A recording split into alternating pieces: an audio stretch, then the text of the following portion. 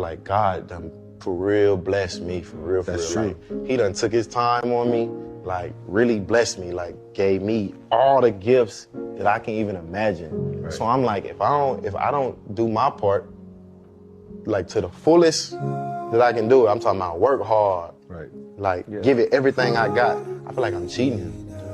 I feel like I'm letting him down, like I'm cheating him. If I don't develop all the gifts he done given me into like elite skills and be one of the best, I'm cheating.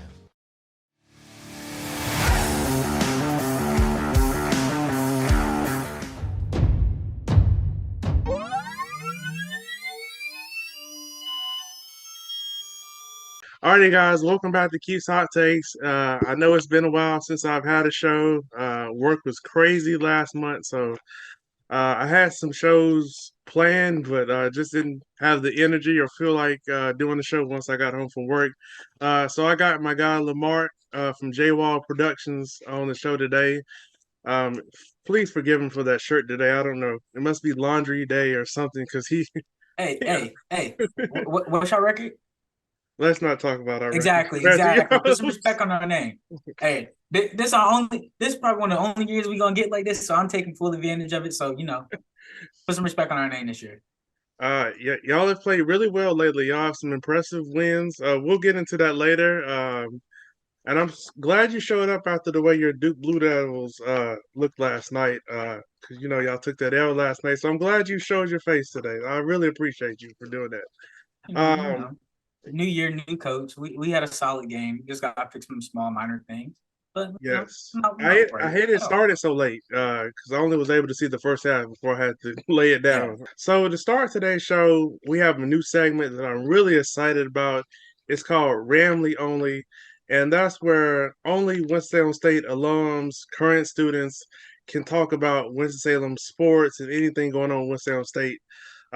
So the thing we're going to tackle today is it time for Winston-Salem State to move on from Coach Robert Massey after another disappointing season? So I didn't have time to type this up, so I typed it out on my phone. In 2019, Coach Massey, who was the interim coach, we went 4-6, 3-4 in conference, and we struggled to win at home in 2019. I don't know what was going on in 2019. We went 1-4 at home, 2-2 on the road, and we were 1-0 at a neutral site.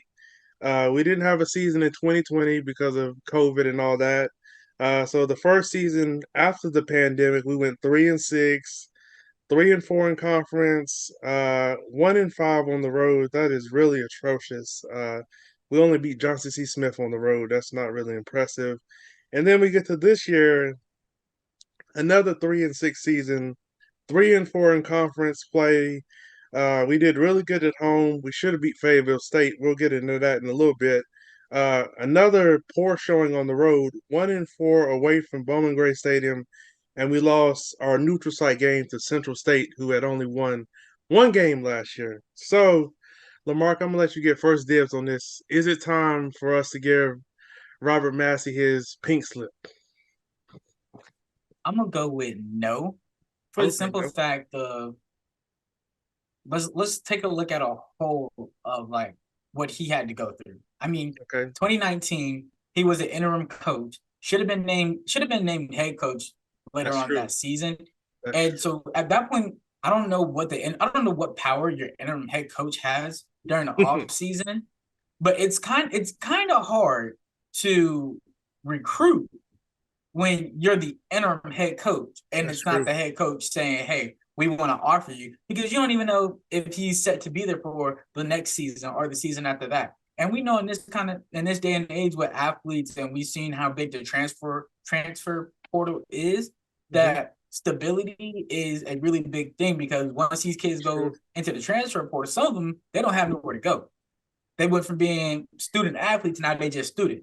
So now that's a really big thing for them. And then after that, then you have the COVID year. You're recruiting from huddle film only at that point, or you're going to the game, but it's kind of spaced out because it's a weird time. We didn't know at the time what COVID was, how long it was going to last.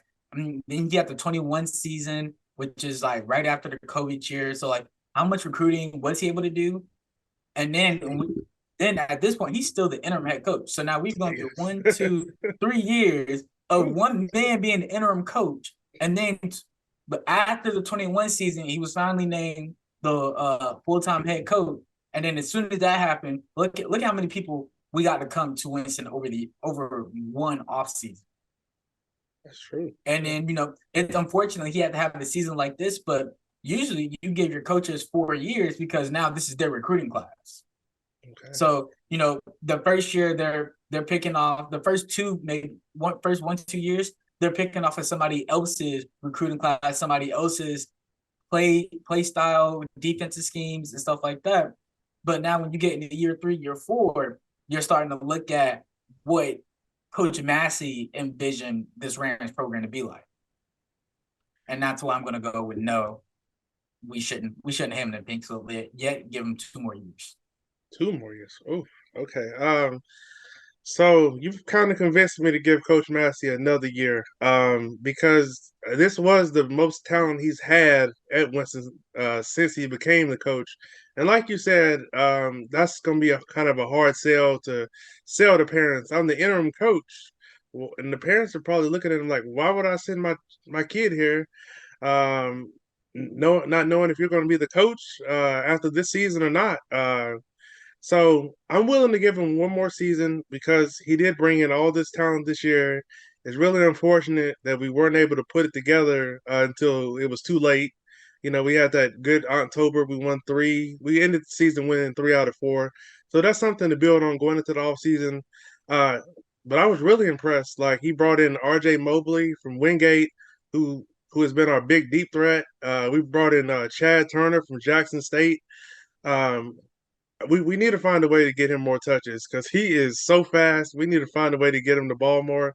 One thing I will say is I really wish Coach Massey would change his offensive philosophy because he has so much talent at receiver, but he wants to run it 40 to 45 times a game. And I don't think I get you want to be balanced, but I think you need to throw it a little more. I know we had some inconsistency at quarterback this year.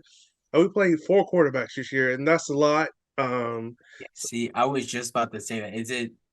Was it the receivers that he didn't trust, or was it the man throwing the ball that he didn't trust? That's what I from like the paper, it seemed like he didn't want the freshman quarterback to. It seemed like he wanted to keep the training wheels once the freshman quarterback got in there, but I think he should have took the training wheels off to see what they could do, because when we let Bryce Jackson throw the ball against, I know it was St. Aug and they give up 40 points to basically everybody, but when we let him throw the ball, he almost threw for 300 yards, had 4 touchdowns, and he was moving it up and down the field. So, I mean, I wanted to see more of that. And Cam Smith, who's the offensive coordinator, when he was at St. Aug, they were really a spread team. He liked to spread it out, get it to his receivers, and they would run the ball, but they wouldn't like pound, try to be a ground and pound team. So I hope he looks at that this offseason and realize you brought in all this talent at receiver, and yes, we have some talented running backs that he brought in,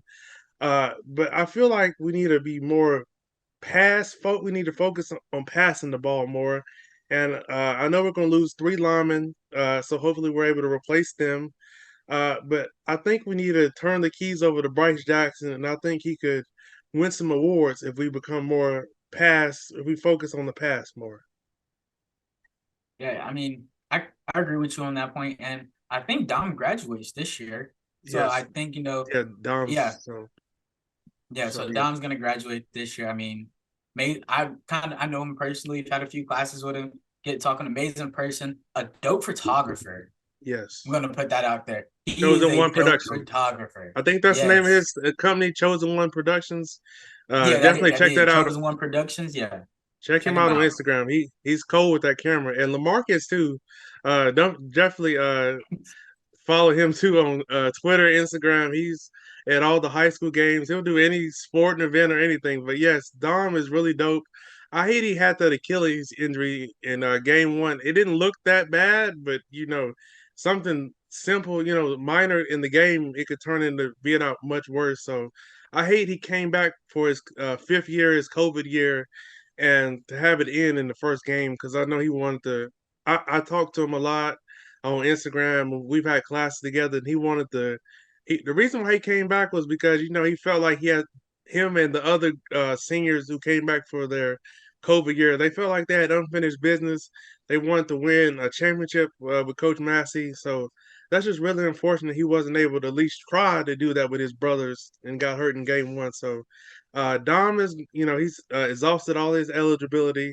So it looks like we're going to turn it over to either Bryce Jackson or Jameer Slade next year. If he only has one game played, he might can get a medical and come back. That depends if he wants. Go ahead, get that free masters. Go ahead and get that free masters. From his Instagram post from when the news was confirmed that he was done for the season, it does not sound like he's coming back. Because I know his brother is not going to come back. So maybe if his brother was coming back, maybe that would make him think about applying for that medical red shirt. But I think Dom is ready to move on. I know he's got an internship at Adobe that he's going to be doing in the spring. So maybe he's hoping something happens with that. So, but yeah, that's big too. Yeah, that's major. But yeah, great leader of our team, and I just hate we weren't able to win more while he was our quarterback. So that's just really unfortunate. All right, well that was fun. So let's move into previewing all our NFL games for this week. Before we do that, let's talk about the teams that's on their bye. Oh my God, that shirt is. No, you already know. Stop playing with me. I'm gonna try to stay focused with that shirt because it's really upsetting. But the Jacksonville Jaguars on their bye this week. They've really turned things around under Doug Peterson. They just need to really limit the turnovers, be better in the red zone, because they had chances last week to make that game with Kansas City a little more competitive. They blew so many opportunities. The Miami Dolphins, they've been really fun to watch this year. Tua has two of the fastest receivers in the league, and it's just unfair, really. I would not want to see them in the playoffs. The Seattle Seahawks, we thought they were going to be picking top three, and they've surprised everybody. And they kind of got exposed last week, kind of showed some of their flaws. But, you're going up against Tom Brady, who's the greatest quarterback ever. So, I mean, that's kind of natural to kind of look how they looked last week. And then we got the Tampa Bay Bucks. Hopefully they're able to get healthy during this bye week and maybe make a run. I think they'll be fine. I think they'll win the division because it's so awful. As Skip Bayless says, it's the NFC going south is what their division is called because it's a lot of bad teams and bad football in that division.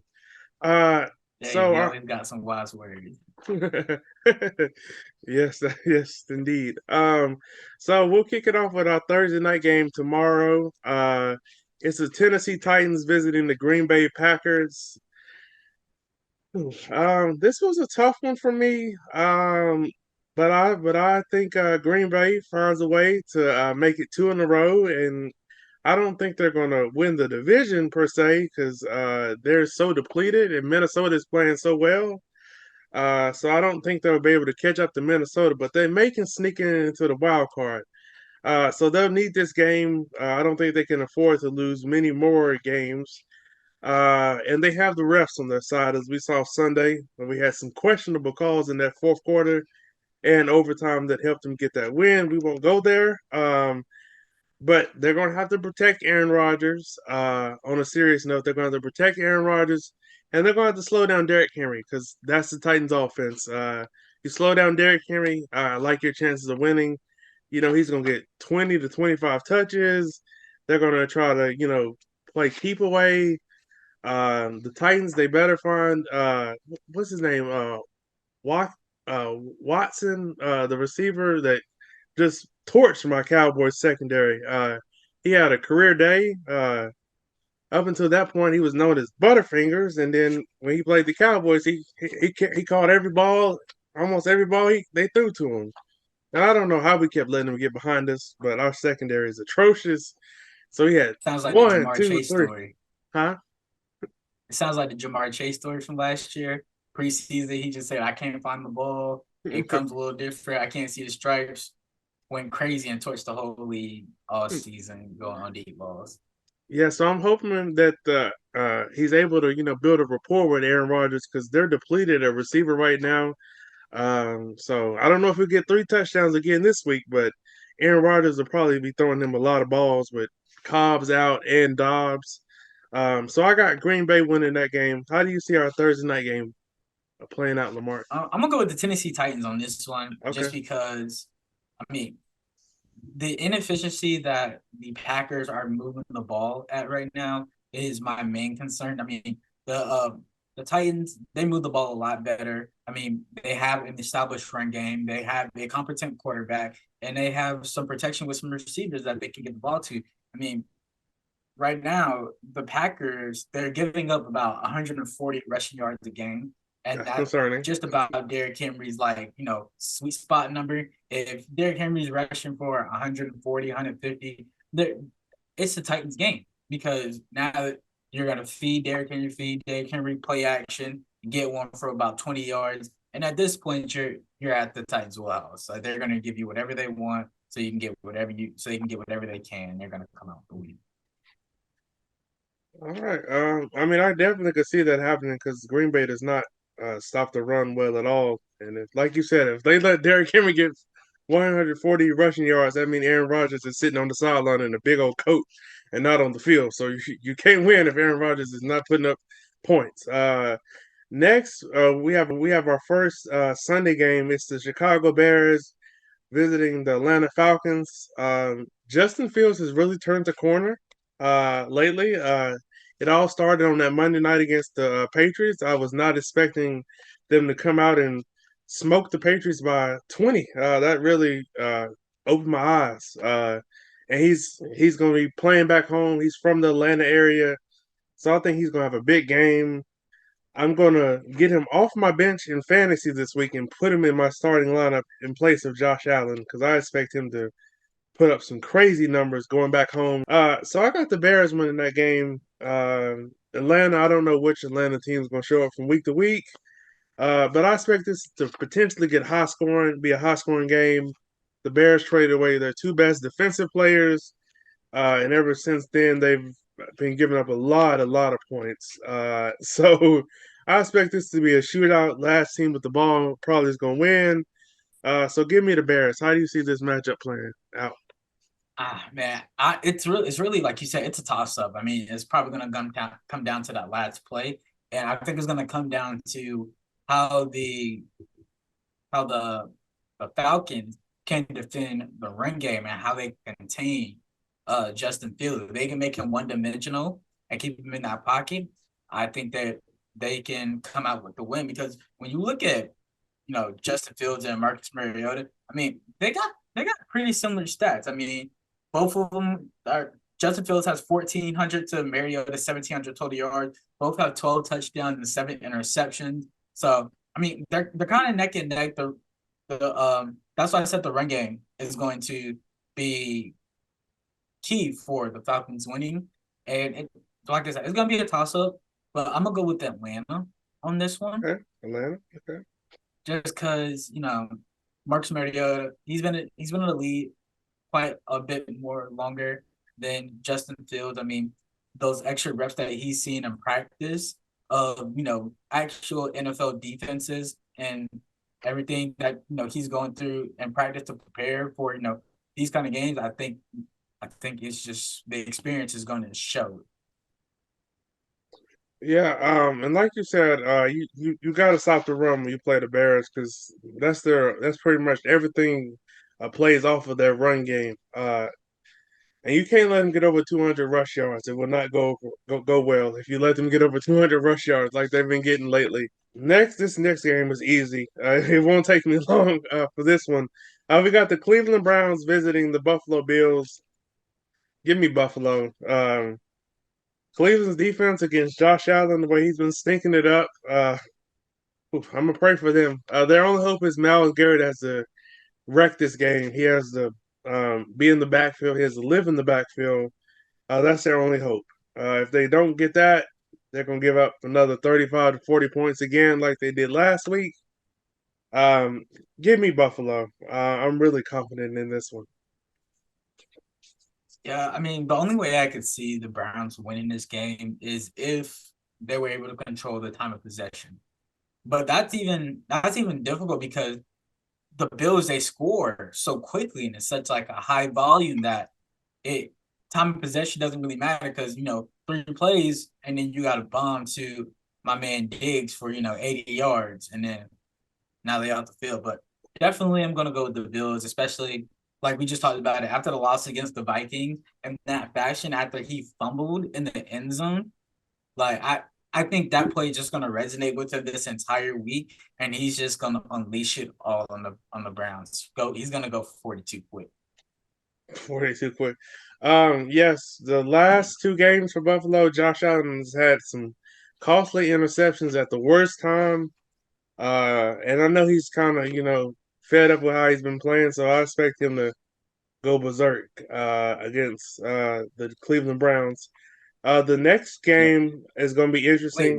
before you go to that one, that last interception that he threw in the end zone, I don't think that was a bad throw.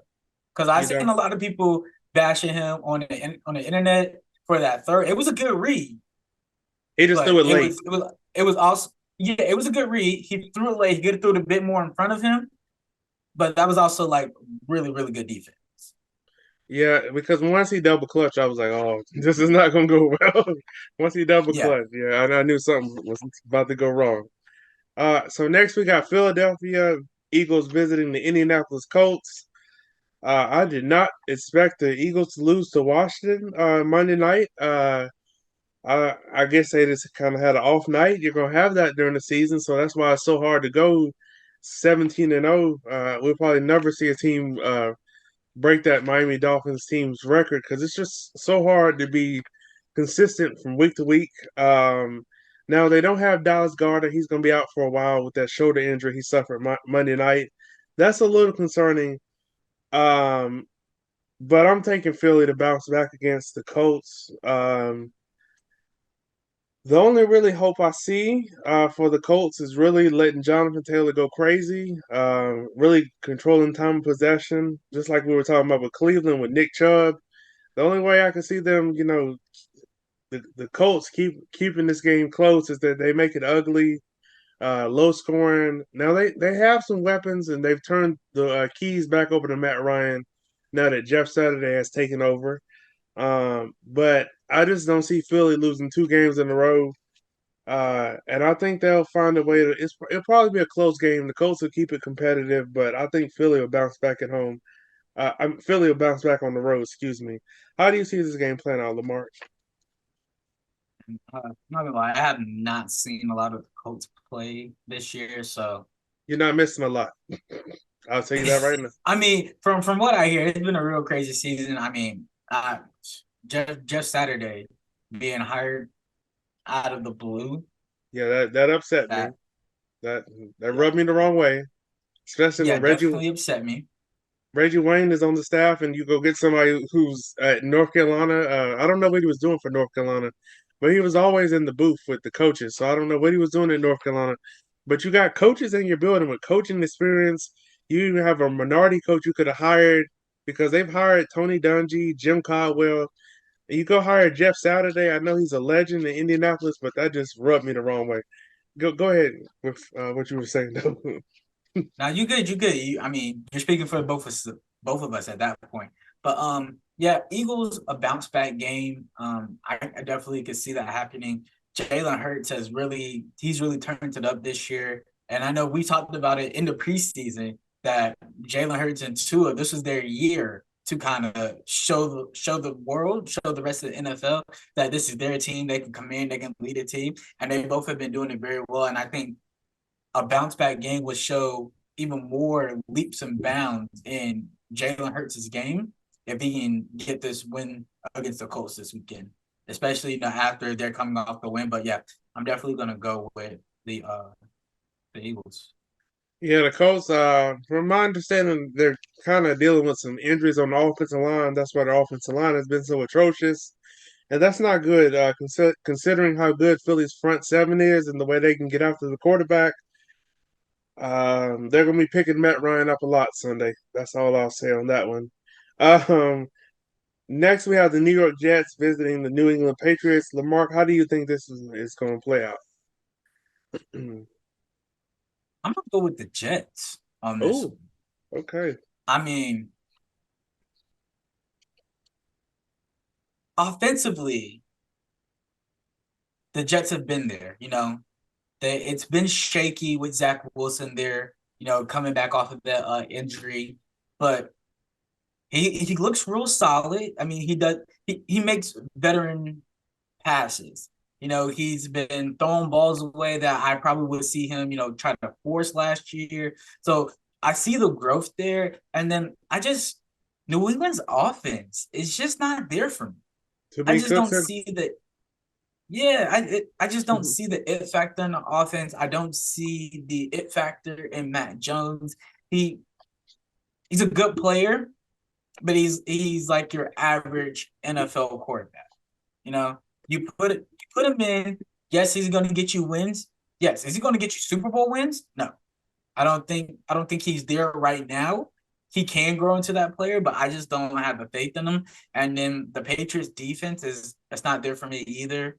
I mean, you got Matthew Judon, and then after that, it's like if Judon's not affecting the game on every drive in some kind of way, then they're struggling to pull out those close wins. Well, I'm gonna have to go the opposite way because I don't know the last time Bill Belichick has lost to the Jets. It was probably when Rex Ryan was there, so that was a long, long time ago. I mean, I don't remember the last time the Jets were 6-3 either. So I mean, they just doing a lot of things different this year. Yes, it just comes down for me. Zach Wilson. I just don't know if he's going to be able to make all the throws he needs to. Now on offense, they have all the weapons he needs. I just don't know if I can put all my trust in him against Bill Belichick. The Patriots are fighting for a wild card spot. This would be big for them. I just have a little more trust in Mac Jones and their offense. And yeah, I mean it's just really hard because this was really a toss up, but I'm gonna have to give a slight edge to Bill Belichick and the Patriots because I think they need this win a lot worse than the Jets do because the Jets are in good position right now, but the Patriots, uh, they're hanging on for dear life to that last playoff spot. So if they could get this win, that would be huge. And I mean, but if you look at their schedule, they have some good quality wins. I mean, they got a win over Buffalo this year. They got a win over Green Bay, Miami, and Pittsburgh, and Cleveland. Like they have some quality wins there, which is kind of making me think like with these quality wins, it's doable. Yeah. One thing I've noticed about their defense is they really get after the quarterback. And Sauce Gardner, he brings that swagger. He's gonna talk that talk to you, and he's gonna let you know when he's locking you down, and it gets in people's heads. Jones is not mobile. Yes, that ever since that ankle injury, I mean, sometimes he will break away for a nice little scramble, but yeah, I wouldn't count on him being like a Lamar Jackson or a Josh Allen or nothing like that. Next, we got the Los Angeles Rams visiting the New Orleans Saints. My pick changed once I found out Cooper Kupp is going on IR and Matthew Stafford throws him like 20 balls every game.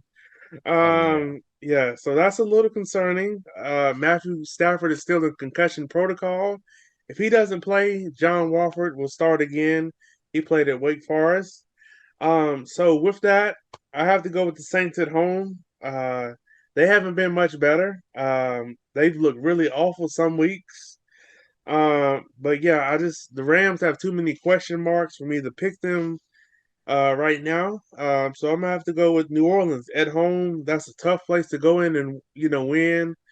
So I got to take the Saints. How do you see this one playing out, LaMark? Is Alvin Kamara playing? Yes, as far as I know, yes. I'm going with the Saints. That's all I need to know. I mean, no Matthew Stafford, no Cooper Kupp. I mean, we haven't seen John Wolford since before the Matthew Stafford trade. Well, yeah, he played last week. He played last week he played last week. Okay. And Kyler was out for the Cardinals, so it was a backup game. Oh yeah. Oh, you know what? I didn't watch that game for a reason. Yeah, I don't think a lot of people were watching that game. I don't think they had many viewers. But yeah, nah. I mean, no Matthew Stafford, no Cooper Kupp. I mean, I'm not gonna put my guess and my faith in to two players that I've barely seen play this year. You know, it's not every day that you get an Andy Dalton to come off the bench and then you guys win, you know, a nice stretch of games, stuff and things of that nature happen. So, you know,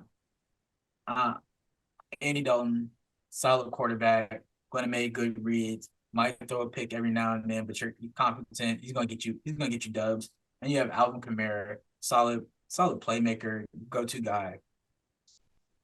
It's gonna be, you know, a 10-7 game probably, but yeah. The only chance I would say the Rams have if Matthew Stafford isn't able to clear concussion protocol by Sunday is Aaron Donald just has to wreck this game because the Saints, their offensive line isn't strong as it's been. So Aaron Donald's going to have to be Lawrence Taylor, Warren Sapp combined for them to have any chance if Matthew Stafford is not able to clear concussion protocol. And we know they're taking that a lot more serious after the Tua situation because that was just scary. Seeing his hands, you know, the way they were, it was, oh man, that was hard to see live. And I'm glad they're taking it more serious. So if a guy's woozy, that he's not allowed to come back in. I'm glad because that Tua situation was enough for me. They mishandled that. Said it was a back injury. He got up, was all wobbly when they played Buffalo. So I'm glad the NFL is taking the head injuries more serious because that can have long-term effects on the player. So that's nothing to play about. So I'm glad Matthew Stafford, this will be the second week he's in concussion protocol. So they don't need to rush him back at all. Next, we have the Detroit Lions visiting the New York Giants. The Giants are another one of these surprise teams who've come out of nowhere, who I was not expecting them to be this good this year because Brian Daboll was taking over a team who didn't have a lot of cap room. The previous owner and coaches, they made some horrible decisions, but he's really turned this team around. Daniel Jones has looked good for the most part. In Detroit, you know, from week to week, we don't know what Detroit team's going to show up. So I'm going to take the Giants.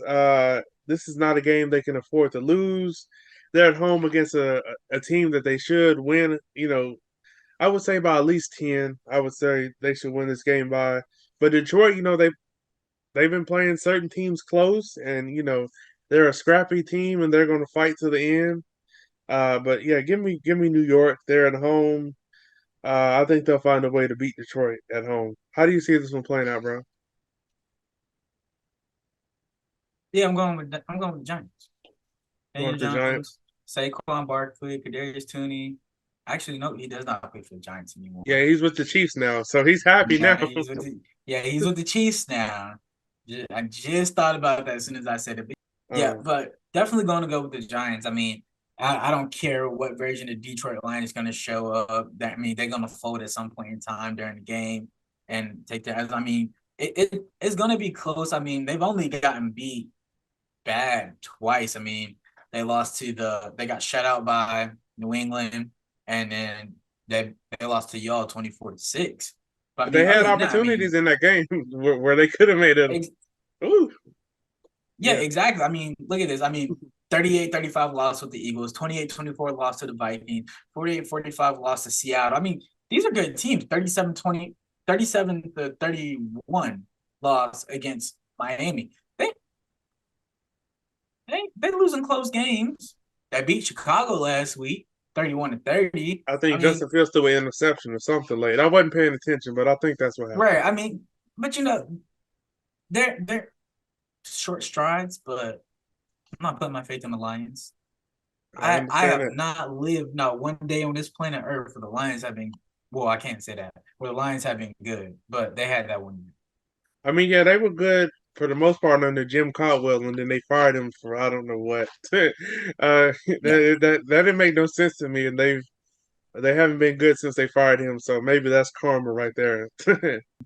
But next we have the Carolina Panthers visiting the Baltimore Ravens. This one shouldn't be close. But the Panthers do have a good defense. I just don't know how Baker Mayfield is going to do. So I don't think think the Baltimore defense is good enough to stop Lamar. Yeah, I don't think. Yeah, I don't think they are either.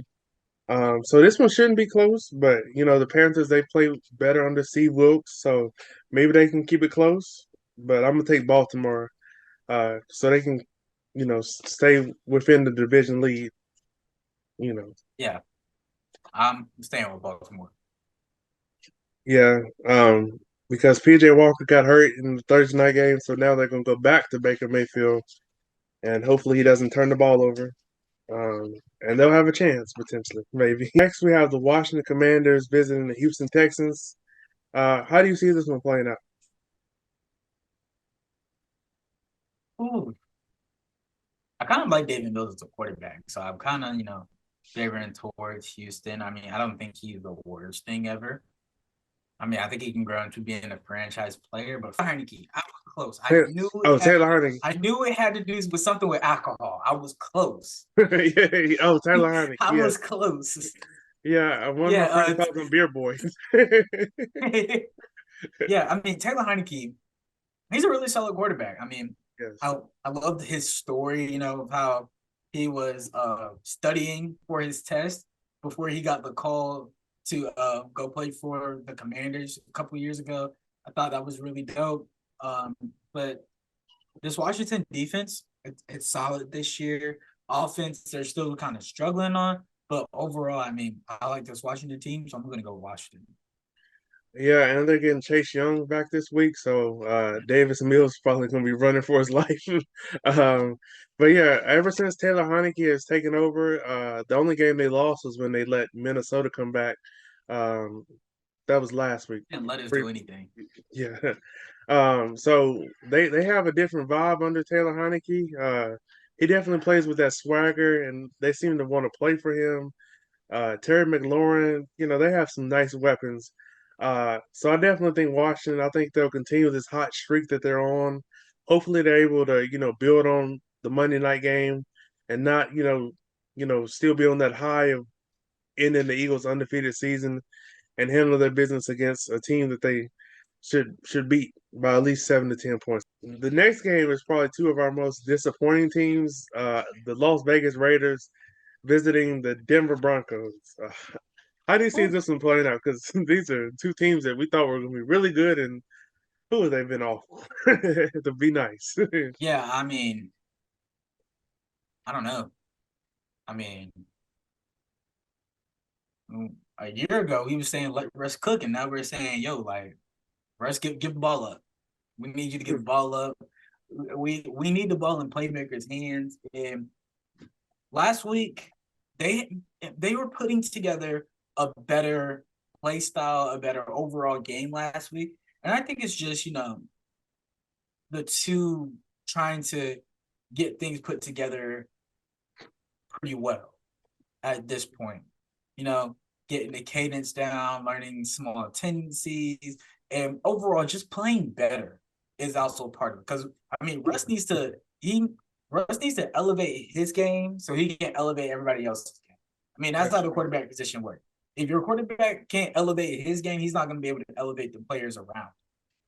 And I have more confidence with this Denver team learning on the fly than Derek Carr, who's been with this offense for multiple years now, and all they did was just add in Devontae Adams, and it's Devontae. Like that should be a simple. He should be able to go into anybody's offense seamlessly, just because he's that good. He should be able to go to the Chiefs and kind of play just as well as he did with the Packers, as well he should play with the Raiders, the Broncos, etc. Just because, I mean, his game is that seamless. You tell him what route to run. If he's not open, you're gonna hit somebody else. But just the fact that you have Devontae he's opening. Just the fact Devontae's on the field in your uniform, he's opening up opportunities for everybody else. Because now that's more than one set of eyes on one receiver. Devontae Adams, it's no game where he shouldn't have at least 10 to 15 targets every game. Right. I mean, at least 10 to 15 targets. I mean, he don't gotta have 10 to 15 catches, but at least 10 to 15 targets. Exactly. He should have every game. And then Devontae's, we call him Mr. Consistent. Like he consistently runs the route well. He consistently is gonna block on the run game. He's consistently, when you scramble, he's gonna consistently, make sure that he's open. He's gonna read that defense well. Why they have arguably the number one wide receiver in the league and they are 2-7 baffles me, and I can only put the blame on Derek Carr at this point. Yeah, because they've had some big leads, but they've choked them away. They started choking that lead away. They've been up. Right. They've been up at least 14 on some teams, and that thing disappeared. They're throwing out Popeye's biscuits. So yeah, definitely give me Denver. They have the better defense. This will probably be an ugly 16-13 game because that's the type of games that Denver's defense is forced. Teams, that's what they do. They control the game and they're really good. I'm excited to see Pat Surtain versus Devontae Adams. I think that's gonna be a fun matchup Sunday. Now the game that we all came here to talk about. The reason why LaMark is here today. As you see on his shirt, he's a Minnesota Vikings fan. So we got the Dallas Cowboys visiting the Minnesota Vikings. I'll let LaMark go ahead first, and I know who he's going to pick. I mean, that's obvious. He didn't wear that shirt to pick the Cowboys, so we know who he's picking. LaMark, why do you think the Vikings are going to win this game Sunday? Well, I know the Vikings are going to win because when you can start off when you compare down the line, I mean, bar for bar, we've had a better performance in season-wise. I mean, you guys went from Cooper Rush to Dak Prescott, Dak Prescott back to Cooper Rush. I mean, there's inconsistencies in your quarterback, and it's hard to build a repertoire with just, going back and forth between quarterbacks. I mean, CeeDee Lamb, he's playing really good this year, as we all thought that he would be. I mean, but what are the others going to do? Is Tony Pollard going to have a big game? Are the other receiver going to step up? Is your defense going to step up and get stops? I mean, because at this point, it's Jefferson versus Diggs. And the game between that is how many times can we get Diggs to bite? Because the man is a gambler. So how many times can Justin Jefferson get him to bite? And then even they put double teams on him with Buffalo, and Buffalo's been playing really good in the secondary. And he was quiet in that third to mid fourth quarter, and then he just turns it up. Came out of nowhere, the one-handed snag. I mean, that was ridiculous. That was ridiculous. My God. I mean, I've never seen somebody use one hand to mock somebody using two hands. It's always the other way around. That was crazy. It's always the other way around. But yeah, so I mean, are you guys gonna be able to stop Justin Jefferson? Are you guys gonna be able to stop TJ, who just came from Detroit? I mean, because he's now a really big factor, and in his last two games, he's gotten 15 targets. I mean, him and Kirk Cousins, they already are like that with it. Can we talk about that real quick? I don't understand Detroit's logic. Why would you help your division rival get better? That just doesn't make any sense to me. Continue though. That just baffled my mind. I was like, they traded him to who? The same team that's in the division that you're going to play twice a year. But Detroit's from Detroit. Go ahead. Let's continue. Right. That made no sense. And then on top of that, you got to think about Adam Thielen. And then on top of that, you got to think about Dalvin Cook. So I mean, I just named 4 weapons that are liable to have a big game and impact the game in multiple ways. And then last but not least, Kirk Cousins is playing out of his mind this year. I mean, I'm not gonna lie. Yes, I am a Vikings fan, but Kirk Cousins' last 4 years have been terrible. They've been inconsistent, a lot of turnovers, terrible reads. I mean, he still has terrible reads. I mean, we saw the pass that he made last week where he threw it straight to the DB. I don't know what he was looking at. I really don't. I have no clue what he was looking at either. But he came back and he proved that he throws dots. That's as simply as I can say it. He knows how to put that ball on the string, on the money. And that's going to be the big factor. How is he going to play? How is the Dalvin going to play? How are we collectively going to put together a game to kind of keep the Dallas defense guessing on what we're going to do? And I think those are going to be the keys for us to winning the game, and also on defense containing Dak Prescott, because we let him get out the pocket, we let him start running the ball, then that's when the offense gets really good, and that's when we're going to be guessing. I'm probably going against my better judgment with this pick, but I'm picking my Cowboys. My defense is the reason why I'm picking this game. The last two games, I don't know what is going on with my defense. They gave up 29 points to Justin Fields. They gave up 200 plus rushing yards to the Bears, and then we turn around Sunday. You give up 31 points to a Packers offense who was barely struggling to get to 20. So they owe their team for the way they've been stinking it up. Dak Prescott gets you a 14-point lead going to the fourth quarter. It's supposed to be curtains. There's no way you're supposed to blow a 14-point lead. Give up a 14-point lead. Now I'm a little concerned. Like you said, the Vikings have some really good receivers. I'm really terrified of Trayvon Diggs guarding Justin Jefferson. I don't think that's going to go very well for Trayvon Diggs. My mentions are probably going to be on fire. But Justin Jefferson is the truth. I have him on one of my fantasy teams. He's consistent every week, 20 points every week. And you know Kirk Cousins is going to throw him the ball. Like he's going to force it sometimes too. And when he does that, I think Diggs is going to get at least him one time forcing it to Justin Jefferson. But other than that, I think Justin Jefferson is going to embarrass Trayvon Diggs. But who knows? Trayvon Diggs may take this matchup personal. He may play one of the games of his life. Now, he really struggles with the short stuff like slants, drags, stuff like that. But most times on the deep ball, he's right there and he's able to recover. He has good recovery speed because if he gets burnt coming out the blocks, he's able to recover. Now some things that I've noticed because I've watched the Vikings a lot the last 2 weeks getting prepared for this game. Your offensive line, I don't think is that good. And the Cowboys, our specialty is getting after quarterbacks. Now we can't stop the run, but we can really get after the quarterback. So we're gonna have to do that a lot to Kirk Cousins because we just don't match up well at cornerback to slow down the Vikings receivers. So we're gonna have to do that. We're going to have to stay in our gaps, do our jobs with the run game because I feel like we get out of position a lot. And that's why the teams have been getting all these big, having these big rushing games against us. I'm a little concerned as well about our offensive line going up against your front seven because I've seen it the last 2 weeks. They're really good. You got one of the Smith brothers from Green Bay, and he's a game record. You pair him with Hunter. They're going to be giving us trouble off the edge. And then you got Kendricks, who's a very good linebacker. He's the truth. It's the reason why they let Anthony Barr go because Kendricks is legit. He's the truth.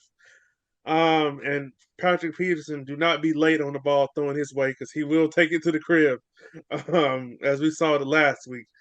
He did it twice. He got him twice. That's crazy. With all that being said, I'm taking the Cowboys. We as a team need to have a collective where we put it all together as a team. We can't afford to lose too many more games. We really let one slip away last week. So I expect Dak to play better. He had 2 costly interceptions early in the first half where we could have probably put that game away early. But yeah, I think Dak's going to play well. I don't know if Zeke's going to play this week. He's dealing with that sprained knee. But if he doesn't, Tony Pollard, Malik Davis, they can, hold it down. Tony Pollard is really explosive. The key is you can't let him get a crease because if you let him get a crease, it's a wrap. CD, I expect him to have another good game. He was just putting the move on Jair Alexander last week. Unfortunately, we weren't able to get it to CD when we needed to. And I need, Michael Gallup or somebody else to step up because, like you said, CD can't do it by himself. Dalton Schultz, I need him to keep doing what he's been doing since Dak came back. He didn't have great rapport with Cooper Rush. That's understandable because he probably didn't get a lot of reps with Cooper Rush. And yeah, my defense. I think Micah and that defense, they just gotta have a bounce back game, as I opened up with, because the last 2 weeks they given up 29 and 31. They gave up 29 to the Bears and then 31 to the Packers, who were struggling on offense. Can't have that. So I think my Cowboys, they'll bounce back, and I think they'll win a very exciting game in Minnesota. So I got my Cowboys. Next, we have the Cincinnati Bengals visiting the Pittsburgh Steelers. The Steelers looked really good last week. T.J. Watt was able to come back, and they really shut down the Saints. I think the Bengals, they really need this win. I think they're going somewhere this season. I don't think the Steelers. I think they're going to kind of have a down year. I don't know if they're really going to make the playoffs. But the only chance the Steelers have is to kind of make this an ugly, low-scoring game. If it gets past 20 points, I think they're in trouble because I just don't think they can match the Bengals if it turns into a high-scoring game. But usually these AFC North games are usually defensive struggles. The Bengals offensive line is really, really bad. They spent all this money on the offensive line, and Justin Fields is Joe Burrow is getting hit at a ridiculous rate. And they need to do something about it because they have a franchise quarterback who may not play 5 years if he keeps taking all these hits. Now that's concerning going up against the Steelers defensive line is really good. So that's something to watch. So he's probably gonna get the ball out quick. And I think Cincinnati finds a way to go on the road and beat the Steelers. I think they just find a way. I don't know how. It's going to be tough. I don't know if Jamar Chase is going to come back this week. That would help because they haven't looked the same without him when they play a decent team. So I hope he's coming back. If not, they have to lean on Boyd and Higgins and some other guys. But give me Cincinnati to go on the road and get a big-time road victory. Yeah, man, I definitely like Cincinnati to get this victory over the Steelers. I mean, it's Kenny Pickett's first year. I mean, he's only thrown 2 touchdowns. He has 8 interceptions. I mean, so that's it's a very skewed ratio, and he just needs time. You know, I mean, this is his first year. Nobody's asked him to go out and win it all. Nobody's expecting him to go to the playoffs. I mean, you're coming off the shoes of Big Ben. And those are big shoes to fill. Amen. And so this is not a 3-game solved problem. This is not a 4-game solved problem. This is going to be a situation where it's going to take 1-2 seasons. You know, maybe next year, midway through the season, we start to see the consistency that he's going to put on the field. But to your point about Joe Burrow, that is really concerning because look at Andrew Luck. Yeah. Andrew Luck, a super talented quarterback, but he just got hit way too much. Ooh, yeah, he was always injured. I mean, never played a full season pretty much. I mean, and that's what we're looking at with Joe Burrow here. Last year, great protection, played a full season, went to the Super Bowl. Year before that, zero protection, terrible job, tore ACL. I mean, I don't want nothing to happen to him this year, but I mean, you're regressing instead of progressing. And at this point, it makes me wonder what's the head coach doing? Why are we paying all these 300-pound men to protect my 175 man and they're not doing it? You get paid to protect him. I need you to protect him or you gotta go. Because I like Joe Burrow as a quarterback. I didn't want Joe Burrow to win last year. I wanted him, to lose to the Chiefs. But I do root for Joe Burrow when he's not playing the Vikings or the Chiefs. And at that point, like, I don't want to see him have a short career. I don't either. No, I want to see him play for 10, 12 years. Be that big 3 matchup with him, LaMark, and Patrick and Josh Allen. Like that, those games are kind of exciting. So we need to find him some protection. Because 30 sacks in 9 games played is unacceptable. That's almost 10 sacks. That's like 3 sacks a game. Oh, yeah, that's bad. I mean, I don't think his line wasn't good last year as we saw in the Super Bowl. It was amazing that he was able to to make it that far. They had that game when they played the Titans. He got sacked 9 times. So They're going to have to figure something out because Andrew Luck was a great example. If they don't get this fixed, I'm afraid Joe Burrow is going to be another Andrew Luck, and I don't want that. Because, like you said, we got all these great young quarterbacks in the AFC, and I want him to be a part of that. Right. I mean, if you need a blueprint, look at what the Chiefs did.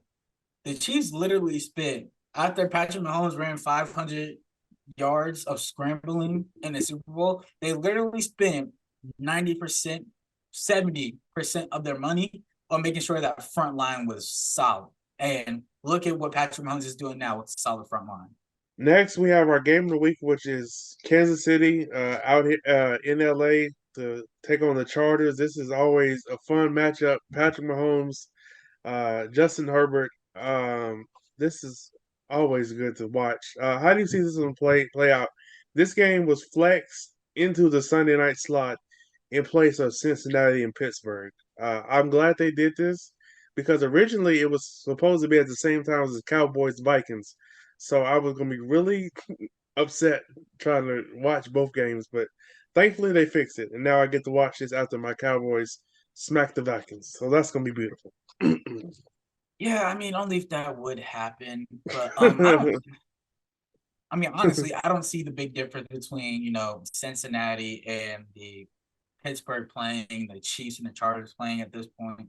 I mean, the Chiefs are they're better in every aspect right now. I mean, the Chargers injuries are Just killing adding up. Justin Herbert. Yeah, Justin Herbert is not having a Justin Herbert year. I mean, solid rookie year, solid second year, third year. It's just not going so well for him right now. And most of it is due to injuries. I mean, injuries has just been the answer for everything going wrong with the Chargers this year and everything that's going right with the Chiefs this year. I mean, they got Kadarius Toney now. You still got Travis Kelce. You got Hardman. You got Hardman. Yeah, Nico Hardman. What's the other receiver? Juju. They got Juju. Yeah. That's what I was thinking about. I'm praying for him. That hit he took Sunday was just, oh my God. That was hard to watch. Hopefully, he gets better, comes back soon and healthy. I mean, but other than that, I mean, solid team, man. Solid quarterback play. They've been moving the deal. They still are the number one deep threat team in the NFL without Tyreek Hill. So solid. I mean, I don't think they're going to be able to beat them. And then they actually have a pretty solid defense this year.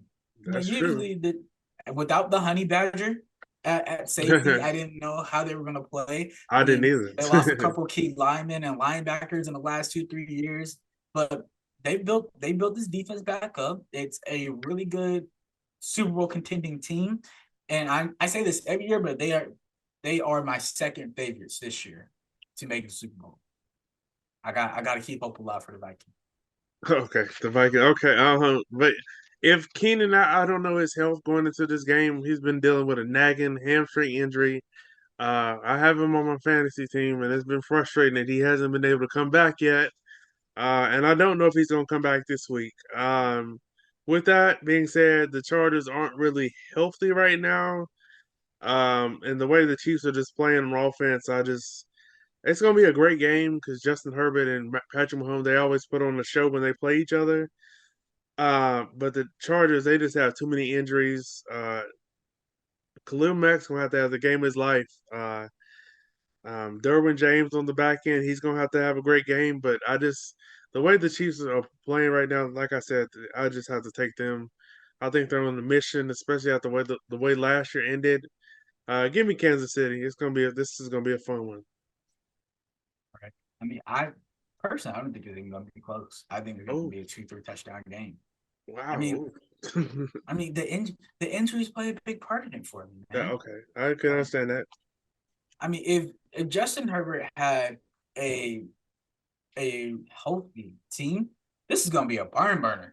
Like we see every year, it's going to be 42-45, 52, whatever. Like, it's going to be a close game, but I don't think this one's going to be close. I mean, close out the show. We got our Monday night game. San Francisco at the Arizona Cardinals, and this one will be in Mexico City. I don't know if Kyler Murray's going to come back this week. I wasn't really entirely sure what was wrong with him last week. I just know that he was out last week, and that game with the backup quarterbacks became less desirable to watch because I love watching the Cardinals, watching Kyler Murray. He's fun to watch. But the way the 49ers can get after the quarterback um, and the way that C-Mac has elevated their offense, give me the San Francisco. They have a chance to kind of gain ground on Seattle. With Seattle not playing this week, they have a chance to gain ground on Seattle. They have the tiebreaker over Seattle, so they're going to play in, I think, week 15, so towards the end of the season. But yeah, give me San Francisco. Even if Kyler plays, he does not do well against a team that can really get after the quarterback. And you got to keep him in the pocket. You can't let him out the window because if you let him out the window, he's very dynamic with his feet. So give me the 49ers. They have way too much on offense, and their front seven, heck, their whole defense is legit. D'Amico Ryan, I hope he gets a job this offseason. He deserves it the way he's whipped that defense into shape and the way they're playing. So I got the 49ers winning this one.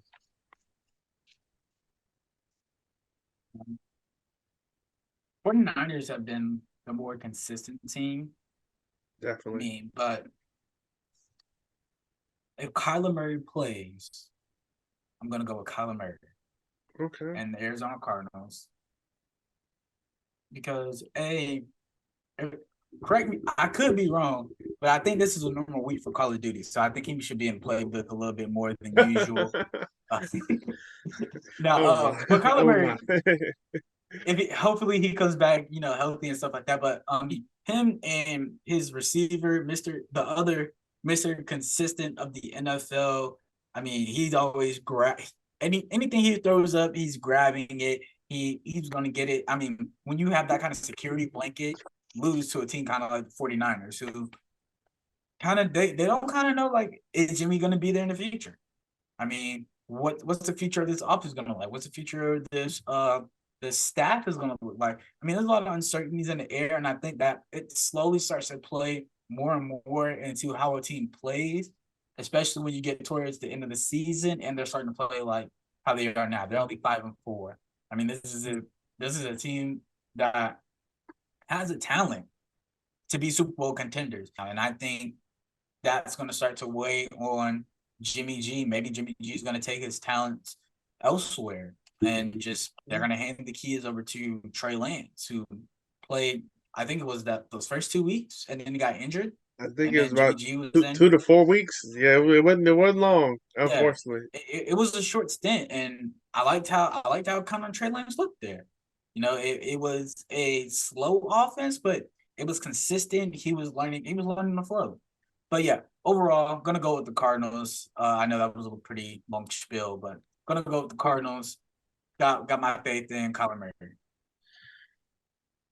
Yeah, I hope he plays, because if he doesn't, this Monday night game is not going to be very fun to look at if he doesn't play. Right. If he doesn't play, I'm going with the 49ers. I'm going to put that out there.